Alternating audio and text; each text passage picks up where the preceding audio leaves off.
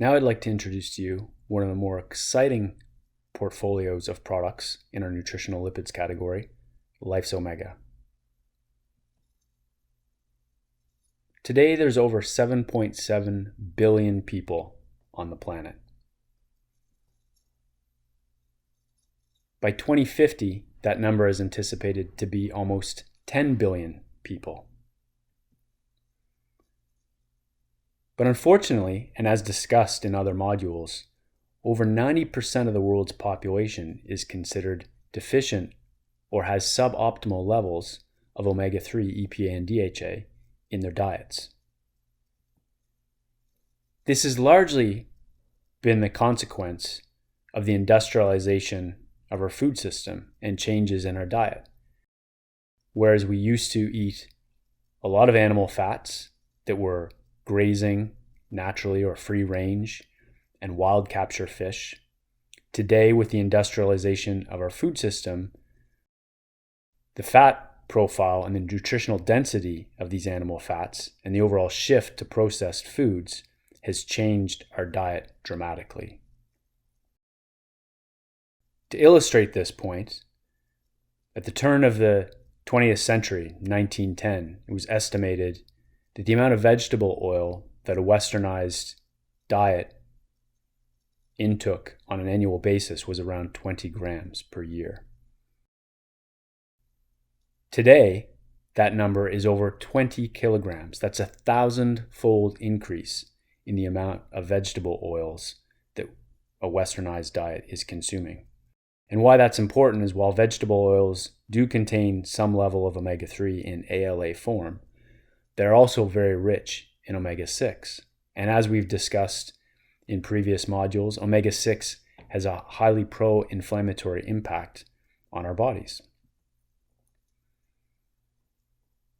Since Dr. Jorn Dyerberg discovered omega-3s in the early 1970s, there's been over 40,000 clinical trials and studies demonstrating a myriad of health benefits linked to omega-3, EPA, and DHA, ranging from heart health, brain and eye development and overall health and wellness, as well as immune function and cardio recovery. And as such, many regulatory agencies and health organizations have recognized at a very minimum, we need to be intaking 250 milligrams of EPA and DHA on a daily basis. Extrapolating that to today's world population, that means the world needs to have at least a 700,000 metric ton supply of EPA and DHA on an annualized basis. Unfortunately, today, all sources, all the fish in the world, all animal fats, anything synthetic that can be produced can only generate 500,000 metric tons of EPA and DHA. So even today, we have a deficiency in our ability to supply the world's nutritional requirements.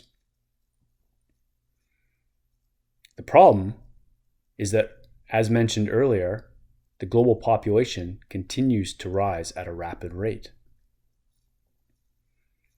Further to that, the traditional sources of omega-3, EPA, and DHA, fish, which come from the ocean, are under tremendous stress. In fact, wild fisheries have been operating at capacity for the last 30 years, meaning no more fish can come out of the ocean in some sort of sustainable manner. Exacerbating this further is, of course, climate change and environmental shifts, which put dramatic pressure on the oceans and their ability to even supply sustainably the amount of fish that we capture today. To illustrate this further, you can look at the level of fishing intensity 70 years ago to what it compares to even 10 years ago today, where basically all the fisheries in the world are operating at capacity or over capacity. Now, of course, aquaculture is a wonderful source of fish protein. Fish are a very efficient source of protein and they're very nutritious. And this has led to an exponential growth in aquaculture around the world. And in fact, aquaculture now far exceeds the production of wild capture fisheries in the world. And this is important into the future in terms of feeding sustainably the world's populations.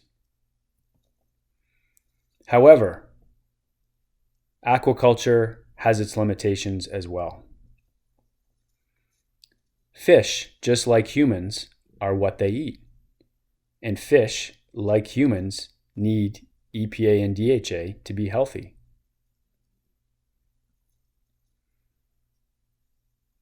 Traditionally, in order to grow an average 4 kilogram salmon, it has taken 7.2 kilograms of fish oil, which is rich in EPA and DHA, to feed that salmon appropriately. This is an unsustainable system. Think about that. 7.2 kilograms of oil just to grow a salmon that's 4 kilograms in maturity.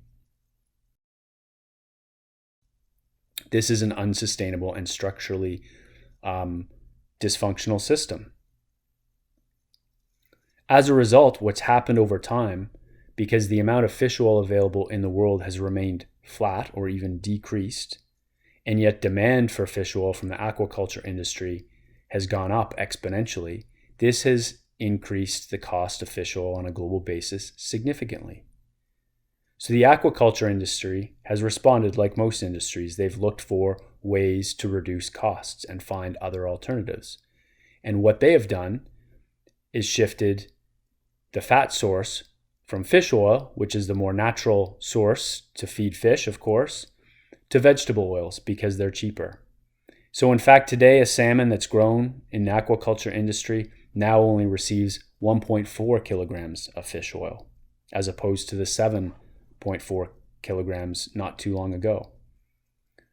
That has a natural consequence, of course, because now fish, the levels of EPA and DHA in farm fish has dropped by over 50%, a Scottish study has shown. And consequently as well, the fish aren't as healthy as they once were. The rise in cardiovascular disease in young salmon has increased dramatically.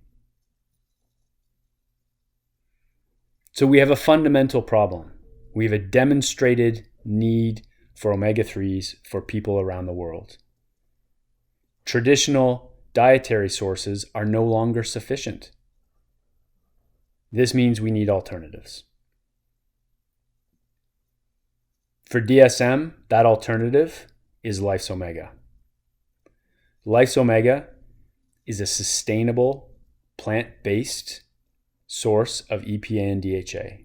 It's grown completely independent of the marine ecosystem in controlled fermentation processes.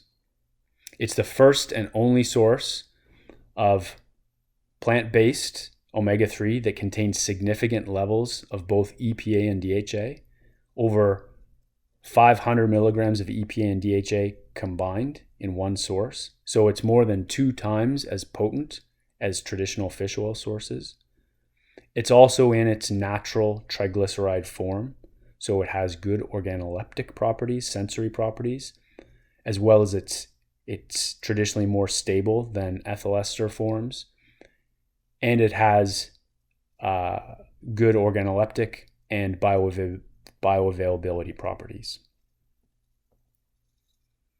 We also know that around the world, there has been a shift in preference that's been growing towards plant-based and sustainable alternatives. In fact, a recent consumer study has shown that given the choice, 62% of omega-3 consumers would prefer plant-based alternatives than to traditional fish-based alternatives. And this trend is only growing and getting stronger. As a result, we've seen Life's Omega grown exponentially over the last few years to become one of our highest growth and most profitable products within our nutritional lipids portfolio.